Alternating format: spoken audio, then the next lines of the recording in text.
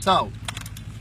هذا يعني يستخدمونه في العمليات الخاصة، الفرقة الذهبية، وهو أمريكي أصلي يعني.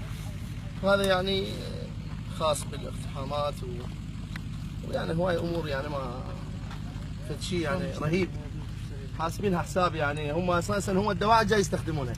ليش انطوها للفرقة النخبة القوة الذهبية؟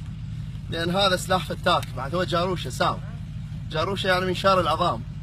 يعني هذا اخذته تقريبا ب 147 تقريبا، 14000 تقريبا هيك يعني، 14000 يعني 147 تقريبا. جربني اجربه خادم يعني. هسه مثل هذا العدو